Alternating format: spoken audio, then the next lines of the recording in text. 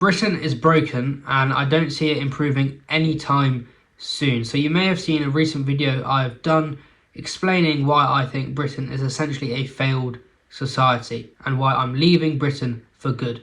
I just wanted to respond to a few comments that people left and a few assumptions people have made. So the first assumption was, you're an immigrant yourself, why are you leaving your opinion in this country, coming here, leaving your opinion in this country, then going, actually, no, I'm not.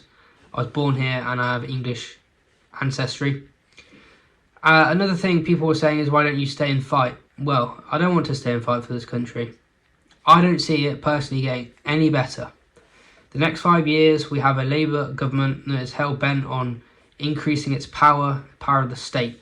So I don't think there is any chance of anything happening anytime soon that would help this country. There was another comment saying, how about you recommend places for us to go? Well, it's not my job to recommend you places for you to go. That's up to you.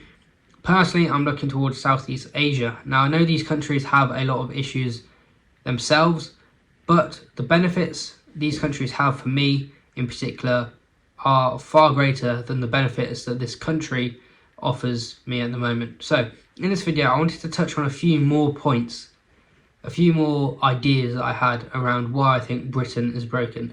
So first of all is the education system. The education system is an absolute scam, and I'm writing a current article on this on my Substack, which is linked down below if you're interested. But I think education is a scam in this country. You get into, what, 50k worth of debt, depression, and an addiction to heavy drinking. This is not something young people should be getting involved with. It's a modern day scamming system. The benefits of education used to be, and this was a formula that maybe your parents followed, maybe your grandparents followed, is you go to school, you work hard, you get a good degree, good grade, you get a good job, work hard in that job, eventually you'll rise up in this meritocratic system to get a better overall job and earn lots of money that way, and then retire happy ever after. That's not how it's happening at the moment. Think about all the old people getting literally demolished by the winter fuel cuts. It's absolutely disgraceful.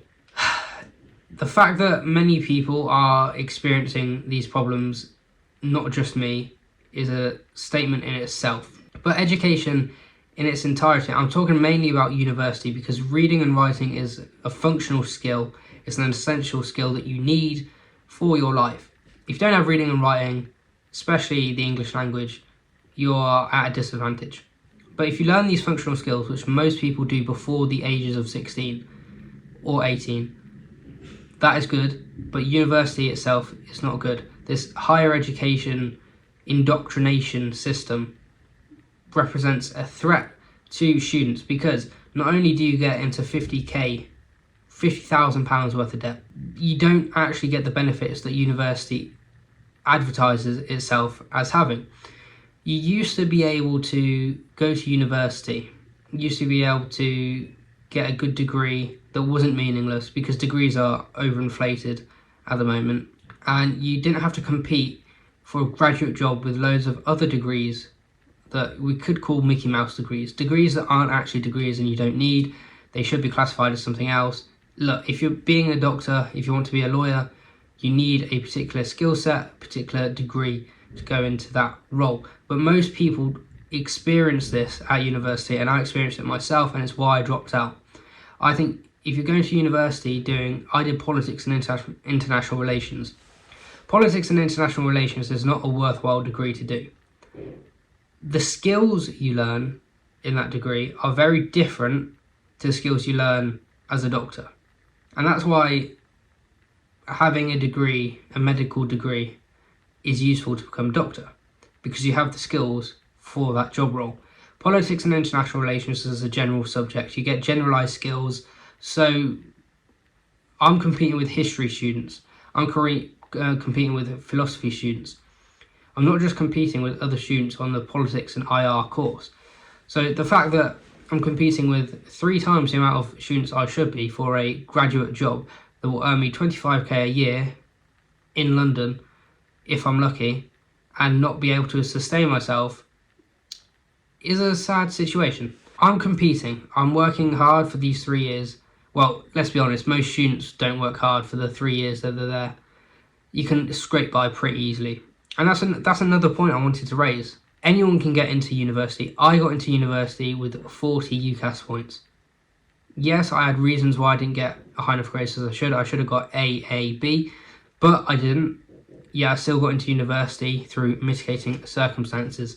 Anyone, the dumbest person in your class, can get into university. And that is why university degrees are not worth it. So that's the part of education of the UK. Education is just not worth it. And I'll be diving into the educational scam that is university in a later video. So make sure you subscribe and put your notifications on so you don't miss that video. But I want to talk about society as well. I touched on this in my last video, how society you tend to fit into a class, and then depending on what class, you can't really move in or out of it. And if you try to move in or out of it, you're cut down. It's called the tall poppy syndrome. And a video will be coming later on the tall poppy syndrome more specifically. But society is full of men and now women in suits bickering about their latest office politics. So I went to a coffee shop recently, and all the people behind me is 2 men and 2 women. All I could hear was them bickering about how they're going to take down their boss, who was belittling them in the workplace. And don't get me wrong, belittling people in a workplace is not a good thing to do. But the fact is, this is office politics. This is British working culture.